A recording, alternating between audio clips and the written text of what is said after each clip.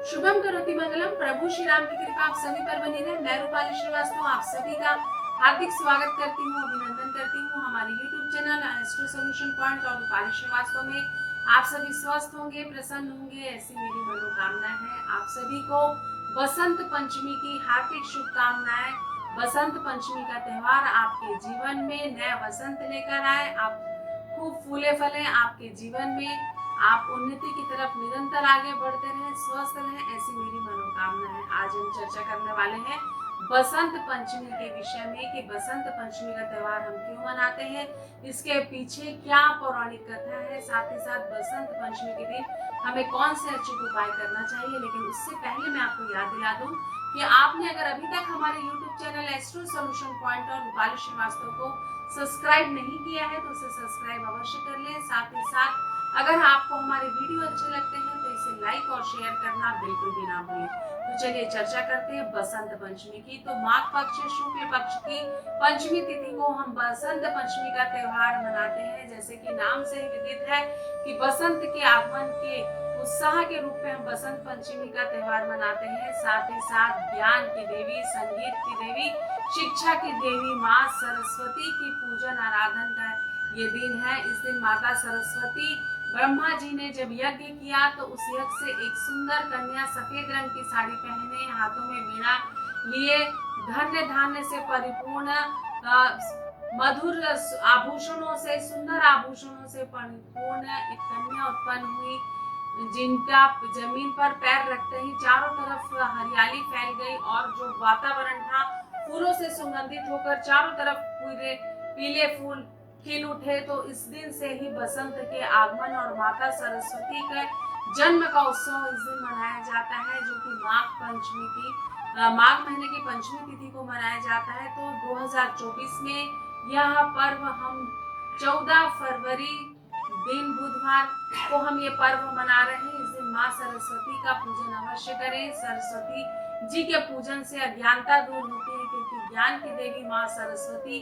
की पूजा की आवश्यकता हमें जन्म से मृत्यु तक होती है, क्योंकि बिना ज्ञान के हम किसी भी क्षेत्र में सफल नहीं हो सकते। तो इस दिन माता सरस्वती का घर में पूजन अवश्य करें। माता सरस्वती को पीला रंग अत्यंत प्रिय है, तो उन्हें पीले रंग के फूल की माला अर्पित करें, पीले मिठाइयों का उन्हें भोग लगाएं। साथ ही साथ स्वयं भी आप पीले वस्त्र धारण करें, केसर चंदन का तिलक लगाएं, पीला चंदन केसर का तिलक हल्दी मिलाकर अपने मस्तिष्क में लगाएं। साथ ही साथ जितना ज्यादा हो माता सरस्वती का भजन कीर्तन करें।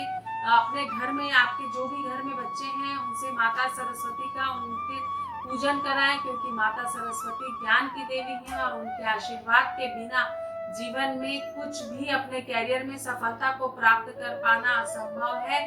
साथ ही साथ माँ सरस्वती का पूजन अत्यंत आवश्यक होता है। जिन लोग संगीत में रुचि रखते हैं, जो संगीतज्ञ हैं, साथ ही साथ जिन्हें गाने का बहुत शौक है या जो संगीत की विद्या चाहते हैं या संगीत की दुनिया से जुड़े हैं, इनके लिए दिन बहुत महत्वपूर्ण होता है, क्योंकि कहा जाता है कि जिनके कंठ में माँ सरस्वती का वास होता है वही मधुर संगीत गा सकते हैं। तो अगर आप संगीत के क्षेत्र से जुड़े हैं तो आप माता सरस्वती का इस दिन अवश्य आशीर्वाद प्राप्त करें। साथ ही साथ आपको अगर लगता है कि आपके बच्चे का मन पढ़ाई में नहीं लगता और उसका मन बहुत विचलित रहता है, तो इस दिन आप माता सरस्वती को का पूजन बच्चे से अवश्य कराएं। साथ ही साथ पीला केसर आप माँ सरस्वती को अर्पित करवाएं। साथ ही साथ विष्णु जी के मंदिर में जाकर भी आप केसर का दान करें, पीले वस्त्रों का आप ब्राह्मणों को दान करें। आप देखेंगे कुछ ही दिनों बाद आपके बच्चों की जो एक स्मरण शक्ति है उसमें आपको एक विशेष प्रभाव दिखाई देगा। साथ ही साथ एक कथा और जुड़ी हुई है आज की तिथि से, पंचमी तिथि से। माघ महीने के इस दिन में माता पार्वती ने कामदेव से प्रार्थना कर फूलों के धनुष से भगवान शिव की आराधना में जब वो चले गए थे, तो उनके मन को आराध्य भगवान शिव से प्रार्थना करके कि आप कामदेव जी शिव भगवान के मन को भ्रमित करें।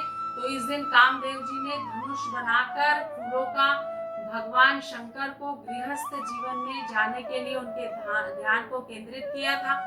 लेकिन भगवान शंकर ने कामदेव को श्राप करके दे दिया था, लेकिन माँ पार्वती की और उनकी पत्नी रति की प्रार्थना से पुनः कामदेव को उनका जीवन प्राप्त हुआ। तो भगवान शिव के गृहस्थ जीवन में प्रवेश करने की और अग्रसर होने के कारण भी ये तिथि अत्यंत महत्वपूर्ण है। तो आप सभी को मैं एक बार फिर से याद दिला दूं, सरस्वती पूजन अवश्य करें, माता सरस्वती को पीली वस्तुएं भेंट करें। साथ ही साथ आज के दिन अगर आपके बच्चे का मन पढ़ाई में नहीं लगता तो कॉपी, पुस्तकें और स्टेशनरी का जरूरतमंद बच्चों को आप जरूर दान में दें। इससे आपके बच्चे के जीवन में अत्यधिक आप परिवर्तन देखेंगे। साथ ही साथ आज के दिन आप गरीब असहायों को केले का दान भी कर सकते हैं, पीली मिठाइयों का भी दान कर सकते हैं। तो आप सभी को एक बार फिर से बसंत पंचमी की हार्दिक शुभकामनाएं।